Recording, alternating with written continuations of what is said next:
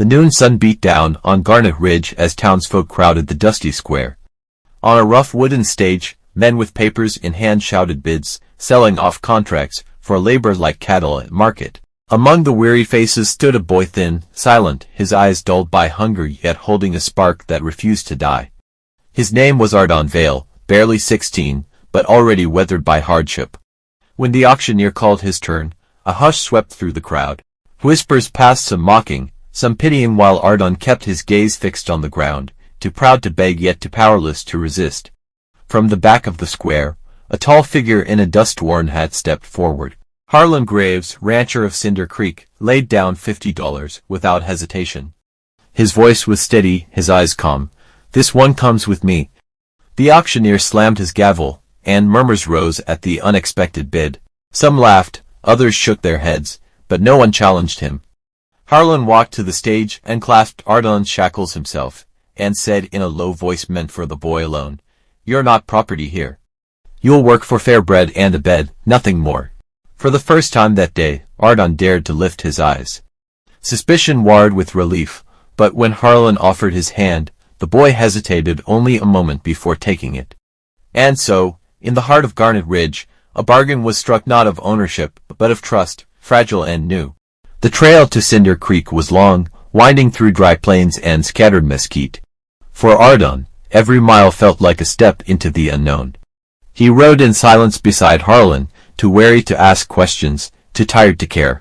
When they finally reached the ranch, a wiry man with soot-stained hands greeted them.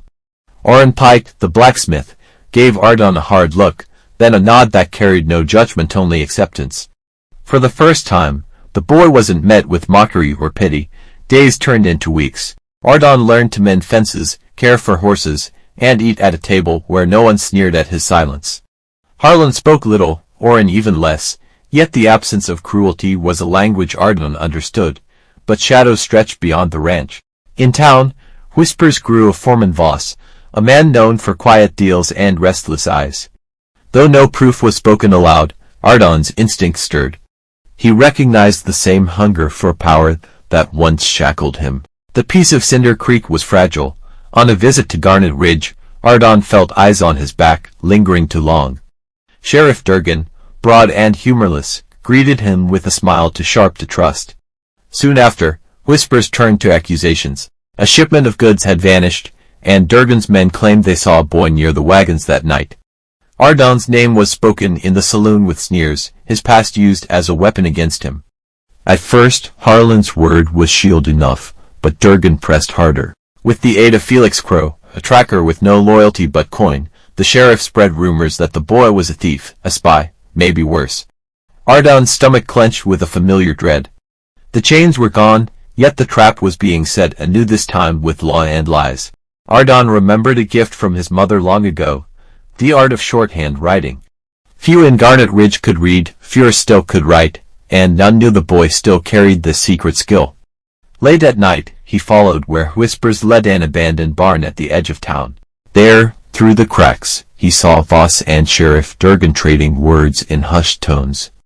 They spoke of gold shipments, of diversions, of how Ardan's name would mask their theft.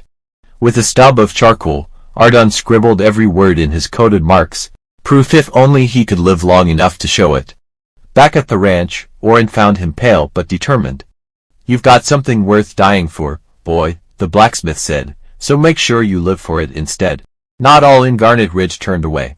A drifter known only as Leeway, who once owed Ardan a kindness, offered his blade.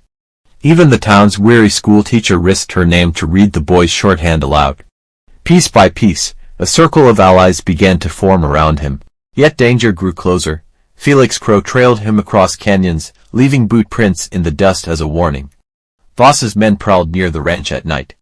And Sheriff Durgan, sensing his scheme unraveling, tightened the noose. Still, the boy did not falter. For every step his enemies took, Ardan rode faster, planned sharper, and leaned on the trust Harlon had once offered with a simple hand.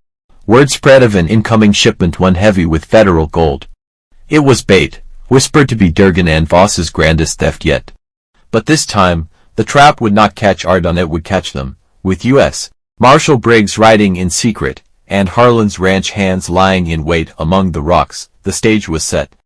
Ardan, carrying only his shorthand notes and uncheckable resolve, stood ready to face the men who sought to bury him. The desert air that night was heavy with silence, the kind that comes before a storm.